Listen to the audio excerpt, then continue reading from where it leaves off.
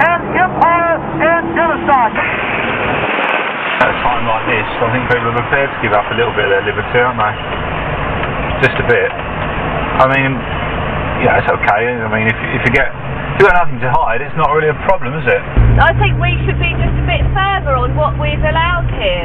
I think we've been too democratic and we've been too soft.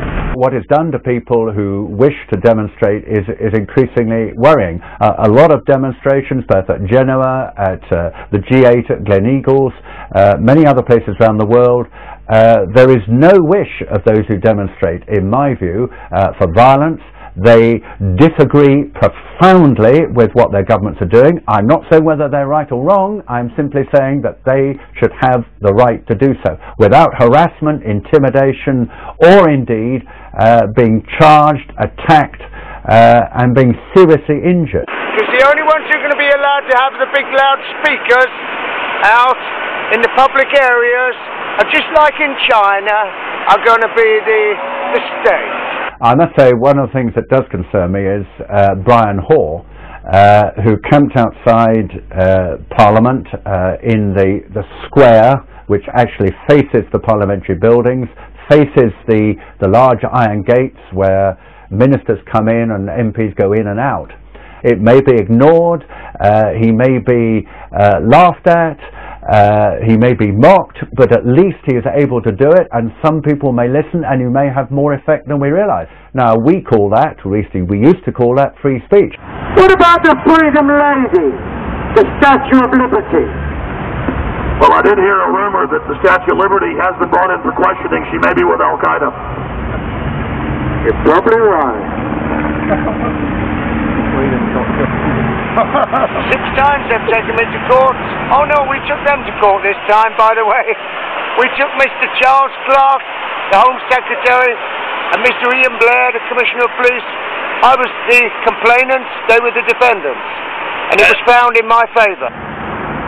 It is very much a concern that we've actually got an Act of Parliament which in one of its sections is clearly designed to prevent him or people like him putting across a message which they feel passionately about and which could be heard within the confines of Parliament. I find that very worrying. I bullhorned Parliament 3 days before the law went into effect.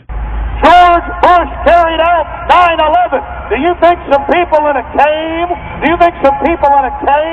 were able to have NORAD stand down? Do you think that people in a cave were able to have all of this happen? It's a total and complete fraud. The New World Order is using terror to scare you into submission, and they will be defeated. And here in this supposed free country where they're trying to pass a law to stop this, they're here to talk to us. I witnessed local activists bullhorning Parliament, and the local police didn't have a problem with that. But as soon as I got on the bullhorn and began talking about pertinent issues, they became very upset and enrolled me into some type of troublemaker database. You've got to understand that government stand against the terror to scare you into submission to attack.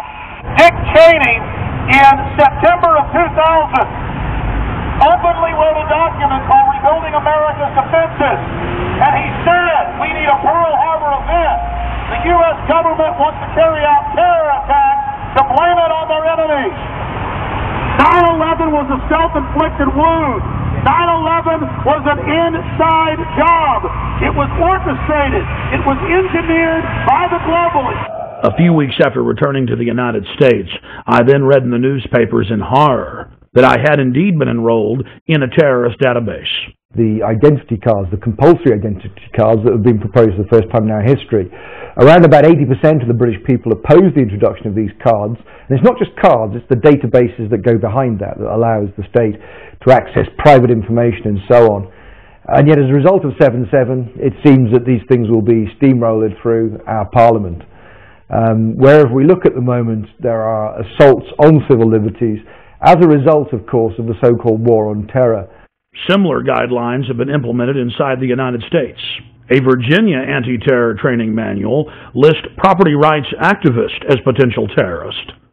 A Texas manual lists those wearing Levi's jeans, having cell phones, and who are, quote, friendly towards the police as potential terrorists. In Arizona, they list those that make frequent references to the U.S. Constitution as potential terrorists. All of these guidelines have been produced by the federal government and distributed at the state level. The federal government itself has told police to be on the lookout for drivers who have road almanacs or driver atlases.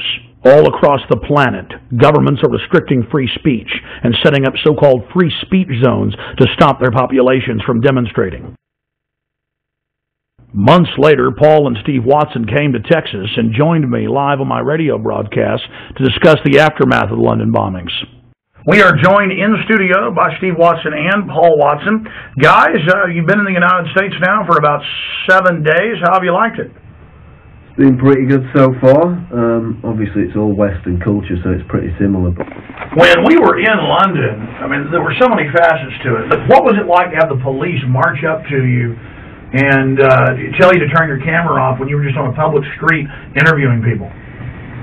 Well, I mean, the fear-mongering at the time, we were there right after the bombings, 3 weeks after the first bombings, I believe, but then there was the second failed attempt. So the state of panic was still quite high, even though Londoners basically were apathetic to the attack.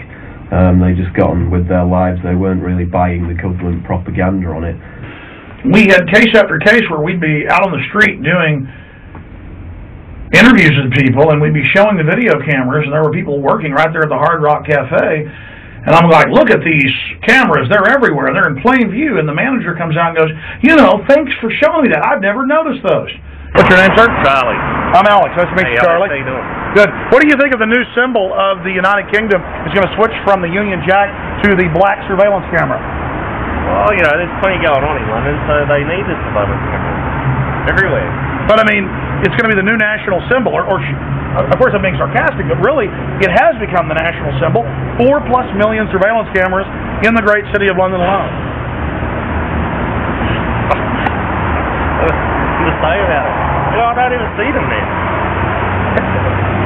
You don't see them? They don't exist? No. 4 million in the city? That's the first time I've even noticed they're there, and I've been working here a year. Out of sight, out of mind, huh? That's it. That's kind of Orwellian, though. You seem like a smart guy, but did you know only the smartest people in the inner party know how to engage in doublethink and doublespeak, where you don't even notice the cameras that are there? In fact, if you say they're not there, they're not there. Here, together, let's say they don't exist. All right, they don't exist. 2 plus 2 equals 5. Hey. Hey, you could get an inner party membership. All right, I'm into it. I mean, that was actual doublethink. Steve, Paul, you want to comment on that? Well, let me read a quote from Orwell from 1984. Doublethink is an unending series of victories over your own memory, reality, control. To know and not to know, to be conscious of complete truthfulness while telling carefully constructed lies, to hold simultaneously two opinions which cancelled out knowing them to be completely contradictory and believing in both of them, to use logic against logic to repudiate morality while laying claim to it. And this is exactly what we saw over and over again in London. You've got a nest of, 6 or 7 cameras, and people are out there saying they've never noticed them. It's like, it's a survival mechanism to deny reality, but at the end of the day, it's not even a survival mechanism, it's quite dangerous.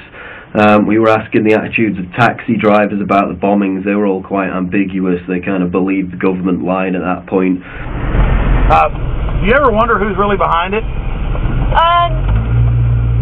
Well, I've heard there's people who think that it's other governments behind it. You know, British government, American government. People have said that. Oh, really? You heard that some people think it's the government? Yeah. Yeah, I've heard that. Really? How popular is that view? Pretty unpopular, I would have thought. It is straight out of George Orwell's 1984. This poor woman thinks that if you give up your liberty, you supposedly get freedom. Yeah, well, we went to Stockwell Tube Station where they shot the Brazilian man. We basically noticed this woman who was working on the fruit stall. She'd been interviewed on the BBC. I'd seen her on there, so we went over to